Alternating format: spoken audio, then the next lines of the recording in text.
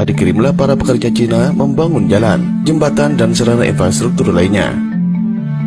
Tiba-tiba di suatu hari, ternyata pekerja-pekerja itu memegang senjata dan menguasai ibu kota dan pemerintahan. Dalai Lama ditangkap dan diasingkan ke luar negeri. Ternyata mereka adalah para tentara yang menyamar jadi pekerja. Pada 21 Oktober 1950, tentara Cina menginvasi Tibet, padahal Tibet telah mendeklarasikan kemerdekaan dari Cina pada tahun 1913. Namun rupanya Cina tidak pernah mengubris dan terus menganggap Tibet bagian dari Cina. Akibat invasi Cina, Tibet mengalami kekalahan dan terpaksa menandatangani 17 pokok perjanjian yang menyatakan pengakuan pemerintahan Cina terhadap Tibet.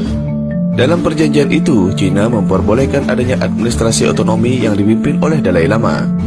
Perjanjian tersebut baru diratifikasi di Lhasa sebulan setelah ditandatangani. Dalam perjanjian itu disebutkan kalau Dalai Lama memerintah di Tibet yang merupakan bagian dari wilayah Cina. Perdana Menteri Tibet Lunggawa kala itu tidak pernah mau menerima perjanjian dengan Cina. Ia menganggap Cina adalah penjajah yang tak perlu dipatuhi.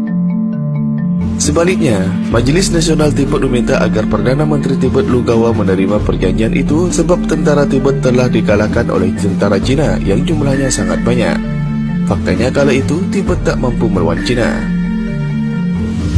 Indonesia harus bercermin dari Tibet. Sejak 700 tahun yang lalu, Cina sangat berbaik hati sama Tibet. Dengan gaya yang terkesan santun, Cina membantu Tibet dalam membangun infrastruktur. Proyek dikerjakan militer Cina yang dikirim ke Tibet sebagai pekerja pada proyek-proyek investasi pembangunan kereta api, jalan-jalan, dan lain sebagainya. Namun pada saat yang sudah ditentukan, para pekerja itu mengeluarkan senjata dan mereka menodong polisi dan tentara. Sampai akhirnya peradaban di Tibet hancur. Negaranya hancur sampai sekarang dan mereka dalam kekuasaan Cina, kata pengamat politik kebijakan publik Marketing Metropolitan Watch atau BMW Amir Hamzah kepada kantor berita politik RMOL beberapa saat lalu hari Senin tanggal 18 bulan 7. Dengan pola yang sama, Amir Hamzah melihat hal ini juga sedang dijalankan Cina di Indonesia kini. Setelah berinvestasi di Indonesia, investor juga telah menyelundupkan para militer Cina ke Indonesia dengan dalih tenaga kerja proyek. Dan kini, daerah pesisir Indonesia, dari pelabuhan Belawan bagian timur Sumatera, kemudian masuk ke Banten, sampai akhirnya Surabaya, sekitar 97% telah dikuasai oleh Cina. Dan tidak mustahil apartemen-apartemen tempat-tempat tertentu di pesisir pantai itu, mereka gunakan sebagai tempat persembunyian mereka untuk mengintai perairan Indonesia, ungkapnya.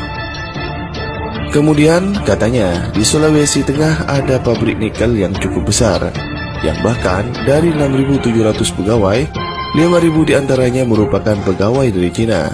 Belum lagi di Banten dan Ketapang.